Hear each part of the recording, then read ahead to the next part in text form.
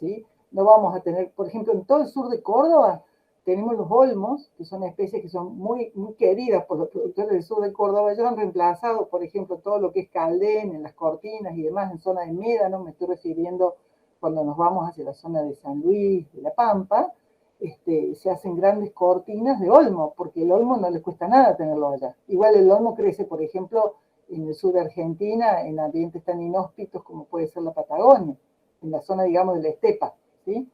Entonces, lo vamos a tener como una especie muy agresiva en esa zona, y los productores, por ejemplo, deciden cambiarlo, o deciden, ahora que está la ley agroforestal, el olmo está perdido, está prohibido dentro del listado de especies para uso en estos ambientes, pero están insistiendo y presionando mucho para poder incluirlo porque no les cuesta nada tenerlo, ¿no? Porque en esa zona se hace muy invasor, más todavía que en la zona donde estamos, ¿sí?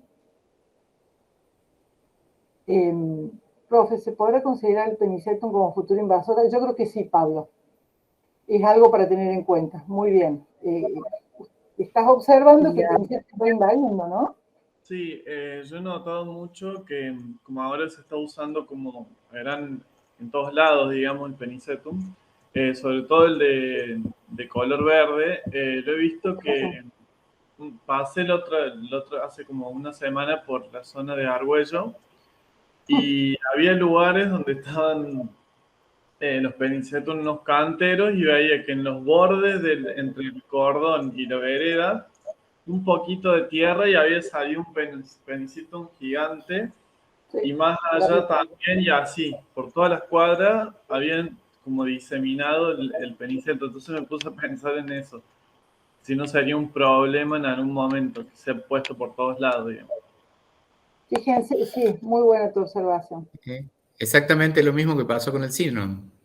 El Cynon dactylon apareció y luego empezó a dispersarse por todos lados y hoy por un lado se quiere y por otro lado se condiciona o se controla. Obviamente por el hábito de crecimiento no se la busca por tapizantes, sino como plantas individuales en jardinería. Ahora Sí. sí, perdón. No, lo que quería, antes de irme del olmo, que también describía Ana, digo, ¿ustedes saben cuál es el mecanismo de dispersión del olmo? Las semillas. Por el viento, claro, por el viento. Entonces imagínense con una capacidad increíble en algunas quebradas, en algunos lugares con buena profundidad de suelo, grandes desarrollos de olmo, y la dispersión por el viento. El viento que tuvimos los otros días, estos vientos que trasladan a kilómetros, entonces por eso lo hace tan agresivo. Entonces, el instalarlo, la instalación y la dispersión es muy, muy rápida. En algunos casos necesitamos la ayuda de aves, pero esto ni siquiera la ayuda de aves. Esto, la dispersión por viento es monumental, o sea que no, pasa de un lado a otro de la ruta, pasa, por ejemplo, si viene un viento sur, todo lo que está al sur, en Malagueño, en toda la zona sur, se va para la reserva. Si viene un viento norte, todo lo que es la ciudad de Córdoba y la ciudad de La Calera se va hacia la reserva. Y esa capacidad de dispersión la hace tremendamente invasor. Y bueno, y el manejo no es fácil porque el sombreado que da es un sombreado, por más que sea caduco, es un sombreado muy, muy denso, lo cual genera graves problemas. Yo en este momento estoy con un plan de manejo intenso para cortar olmos, donde estamos sacando postes y estamos sacando varillas para tutores.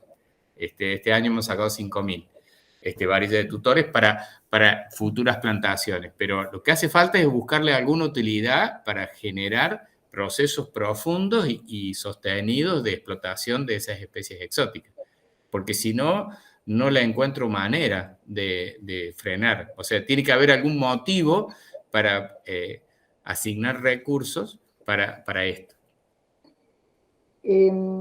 Vos sabés que voy registrando a medida que escucho, porque hay muchos temas interesantes para tomar. Y el primero, en relación a lo que es el olmo y su forma de dispersión, yo me acuerdo, esto es una anécdota, pero fíjense, los agentes de dispersión en general de este tipo de especies, cuando yo le preguntaba qué pasa en las sierras, es la gente, somos las personas. Porque todas estas especies invasoras han salido de los jardines. O sea, nadie fue a ponerlo, pues. Y todo salió de los cercos. Cuando se empezaron a lotear las sierras, allá por el año 1960, que se vendían lotes muy chiquitos, en la zona de Sierras Chicas, Salsipuedes, toda esa zona, se vendían lotes realmente pequeños, la gente tenía la posibilidad de trabajarlo, y en las Sierras Chicas, la problemática ha sido justamente que las personas fueron, pusieron su cerco de siempre verde, que era lo más económico que vivía en esa época, también el que tenía un poquito más de plata ponía lo que le llamaban grateus, que es la piracanta, la común, y armaban los cercos con eso. También los cotoneas han tenido ese problema. Después eso llegó al abandono, porque ¿qué pasó con el siempre verde? El siempre verde se podaba, si vos lo podás, no te fructifica, no tenés el problema, pues se disemina por los frutos, ¿no? Lo llevan las aves, lo llevan las hormigas, lo puede llevar el agua cuando llueve y baja las vallas hacia otro lugar. Entonces, cuando se abandonaron esos terrenos, se dejó de manejar, esto se transformó en esta explosión que ocurrió. Por eso también, supongamos que yo esté trabajando, no sé, en Nicho Cruz y empiezo a armar jardines y lo lleno de penicetum, es muy probable que esto con el tiempo llegue a invadir. Porque el tema de las invasiones tiene que ver también con no solamente la invasividad del sitio, sino el tiempo que pasa desde que esa especie tiene un tiempo, digamos, de instalación en un lugar, un tiempo en que ocupa ese espacio y un tiempo en que empieza a invadir. Entonces, el poder saber en qué etapa de invasión estamos es sumamente importante, ¿no? Dice, la especie que estoy viendo viajar es rosa mosqueta. Claro, la rosa mosqueta se trajo también, en este caso, como para producción, ¿sí? Para trabajarla como en forma productiva. Pero también es una, digamos, actividad que somos nosotras, las personas, las que le hemos traído. Y viene también muchas veces también para simular esto de paisajes foráneos, paisajes que no son nuestros paisajes regionales. Y me voy a pasar a un tema que no son las plantas, pero tenemos un problema gravísimo, por darles un ejemplo. Primero fue con los castores en el sur de Argentina, que durante el gobierno creo que fue de Perón, se trajeron los castores a Ushuaia porque se pensaba que iba a haber una gran cantidad de, digamos, de trabajo de industria de peletería, si no me equivoco, y ahora los castores están siendo un problema gravísimo en el sur. Y en Córdoba, en la Villa Alpina, una pareja, un matrimonio, trajo ardillas, ¿no? Y ahora las ardillas están siendo un problema gravísimo también en esa zona, como lo es el jabalí también en Córdoba, a nivel, digamos, de animales, que es mucho más problemático porque las plantas las tenemos ubicadas en un lugar y podemos de alguna manera mapearlo, pero lo que tiene que ver con los animales también, que se relacionan muchas veces con estos hábitats, es muy difícil de controlar. Entonces, bueno, saber que como técnicas y técnicos, por ejemplo, a cargo de un vivero, o si tenemos que ejecutar un jardín, o hacer alguna recomendación en ambientes donde nosotros vemos que hay especies que son, digamos, con esta capacidad de invadir y susceptibles los ambientes a invadirlos, bueno, pues que seamos conscientes de no trabajar con esas especies y de observar lo que está ocurriendo también en ese lugar. ¿Sí? A ver cómo se puede reemplazar una especie invasora en una función, a lo mejor de un cerco que se está pidiendo, por otra que no sea invasora. ¿Sí?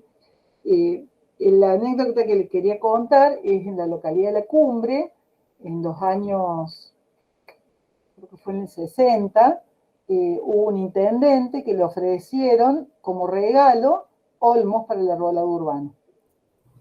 Entonces, ya en aquel momento sé que una persona le dijo, no, olmo no ponga, porque eso va a crecer por todos lados. Y el tipo dijo, a caballo regalado no se le miran los dientes, y hizo toda una instalación de olmos como arbolado urbano al lado de una ruta que hay, que une La Cumbre con Cruz Chica y Cruz Grande, y en este momento está, pero todo lo que son los pocos arroyos que tiene La Cumbre, que tienen muy poca agua porque es una cuenca chiquita, invadidos de olmos. Y los bordes de ruta. Y hay un paisaje allí, o hay una ruta, la que une Cruz Chica con Cruz Grande, que es una galería de olmos que van a la sombra de esos árboles, que hay toda una pelea a nivel, digamos, del pueblo, de si se sacan o no se sacan. Y ahí hemos tenido una invasión. Desde ese foco, que es como una quebrada, eso va invadiendo, digamos, hacia la zona de las sierras y jardines, y va tomando el espacio donde van los molles. Ahí había mucho molle y está tomando el lugar del molle el olmo, que no solamente invade por las semillas, sino también porque tiene raíces gemíferas según la situación. En lugares muy húmedos, en el borde del arroyo, por ejemplo, uno quiere ir al río a tomar sol y tener sombra de olmos, no hay. Entonces, esto que decía muy bien Gustavo recién, el tema de que en estos procesos de extracción de exóticas, justamente no se trata de saco y me olvido, sino que ver qué hay, qué efecto está teniendo en el lugar, cómo lo voy a trabajar y qué destino le voy a dar a ese material. En el caso de que fuera madera, el mejor destino es que continúe siendo madera en forma de poste, en forma de, digamos, de columnas, etcétera, etcétera. Tiene muy buena madera, tanto olmo como siempreverde, para columnas y postes, según el uso que se le pueda dar. Se puede trabajar para briquetas, se puede trabajar como leña social, se lo puede utilizar también trabajando, digamos, en casos donde hay mucha erosión, trabajando con los troncos, tratando digamos, de cortar la erosión en alguna loma, de armar terrazas, ¿no? Como práctica digamos, de restauración, en cierta forma, ¿sí? Entonces, lo ideal es que la madera siga siendo madera, porque justamente si nosotros quemamos todo este material, o se lleva a los vertederos, se lleva digamos, sí, lo que es visto, que se cortan grandes materiales, aquí en Córdoba, por ejemplo, y se entierran esos troncos, que es una pérdida tremenda de energía en eso, porque lo que estamos haciendo es sumar al efecto invernadero, porque estamos trabajando con lo que es la degradación de la madera. O sea, lo ideal es que la madera siga siendo madera, ¿no? Entonces, encontrarle el uso a eso, en el mismo ecosistema incluso donde estamos trabajando, para que eso tampoco tenga una pérdida de energía en lo que es el transporte. O sea, estamos trabajando en un proceso, ¿no? Sí, recordarles que el 29 de septiembre tenemos previsto ir a la reserva de los Quebrachitos, y que en la reserva vamos a visitar la casa de mis padres, y que es un predio de 1 hectárea donde van a poder verificar todo el problema, el flagelo de las exóticas que nunca pudimos y tuvimos recursos suficientes para poderlas controlar del todo, pero dio leña durante 35 años y hoy sigue dando leña, y controlando y haciendo sustitución por otras especies, algunos nogales, muchas nativas, y hay varias cosas que pueden verificar. Todo lo que es el chipeado del año pasado de ramas, y que se han sido dispuestas, pilas de leña por todos lados para uso en calefacción propia y de vecinos, y también compostaje del chipeado, que es un servicio municipal. La Municipalidad de Unquillo tiene un servicio por el cual uno pide el servicio de la Municipalidad de chipeado in situ, o sea que se paga un adicional, pero el año pasado dio resultado. Fueron 2 jornadas de chipeado y todo el material queda en el predio para distribución y demás. Así que en realidad está bueno porque vemos en una escala de un parque, de 1 hectárea, vamos a ver efectos concretos de mucho tiempo de antelación. Pero claro, lo importante, y lo decía Ana, es pensar en la escala que vamos a intervenir. Si es una escala de jardín chiquito, de 500 metros, de 1000 metros, una escala de 1 hectárea, la escala de un municipio, como decía, de Los Olmos en la Cumbre. Ahí en Unquillo hay enorme cantidad de malas praxis y de cosas equivocadas que podemos llegar a verificar en la historia de ocupación de los terrenos, donde el paradigma era desmontar y poner la planta nueva, que se diferencie, que se distinga, que crezca más rápido. No, es increíble. Que uno lo justifique de algún modo en la historia en búsqueda de producción de alimentos. O sea, podría llegar a entenderse en el caso de poner algún frutal, pero en el caso de la mora ya sabemos cuál es el flagelo de dispersión de la mora, y también en la rosa mosqueta.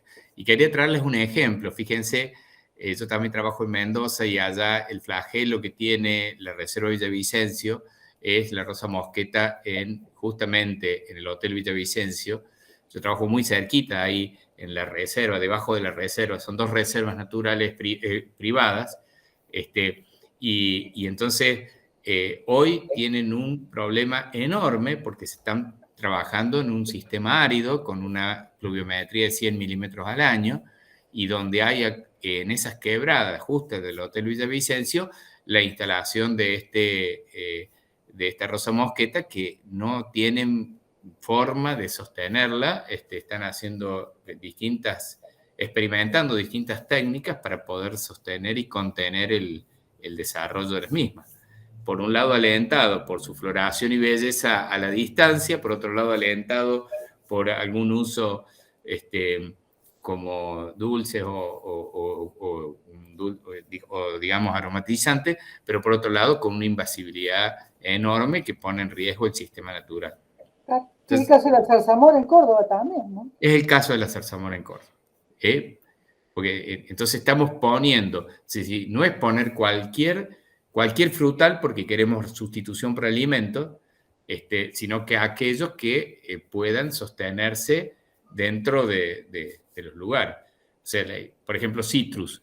Los citrus sabemos que tienen condicionantes enormes. Primero, que no se reproducen tan fácil. Y segundo, que por una cuestión de temperatura se controlan solos. O sea, eso está claro. No hay dificultad. Pero hay otras especies que sí. Si tuvieras, Gustavo, algún tipo de trabajo sobre lo que están haciendo en Villavicencio, sobre, digamos, técnicas para que los chicos puedan ver, me fijo. las podemos compartir, porque la idea es que tomemos el tema, lo vayamos madurando, porque esto lo vamos a ver todo el cuatrimestre, chicos. Y en cada lugar donde vayamos vamos a observar esto y nos vamos a ubicar en la escala, en la especie y en cómo haríamos para intervenirla, ¿no? Cómo haríamos para manejarla. Entonces, la idea es que ahora veamos la presentación esta que les vamos a mostrar, donde hablamos un poco de estos términos, de estos conceptos que hemos hablado, profundizado un poquito más, y después de la charla veamos qué se entendió y qué no. Pero la idea es que ustedes puedan indagar sobre técnicas de extracción de exóticas. ¿Sí? Hace unos días en el Facebook de la ULA, me parece, Melissa Jordi dio una charla de exótica invasora. Está buena. Y está bueno, ¿sabes qué? Podemos poner ese link en el aula, o sea que todos, para que vayamos armando una especie de biblioteca entre todos aquí, para poder tener toda esa información, ¿sí? Creo que es muy importante la actividad de ustedes como técnicas y técnicos en este tema. Para mí tienen ustedes acá una salida laboral, si se quiere, o una intervención bastante importante, ¿sí? Porque no está la gente advertida en relación a esto. Por ejemplo, cuando ustedes van a comprar plantas a un vivero, pueden venderles, qué sé yo, frenos, por ejemplo, que yo he visto, hay lugares donde los frenos también están invadiendo, según en Calamuchita, por ejemplo, y bueno, saber qué tipo de fresno se puede vender y cuál no, eso para mí me parece fundamental, pero si no lo conocemos a la problemática nos vamos a reolvidar, ¿sí? Bueno, no sé si tenemos alguna otra observación para hacer.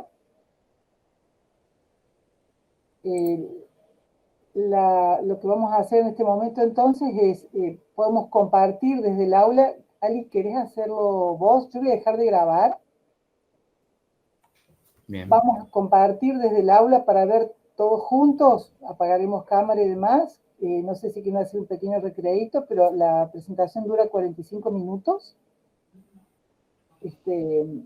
Vamos a ver esta presentación y después nos encontramos nuevamente para hacer el cierre de la clase. ¿Sí? Bueno, espérenme. Voy a dejar de grabar yo. Podemos ir armando, chicos, un catálogo, digamos, de información en relación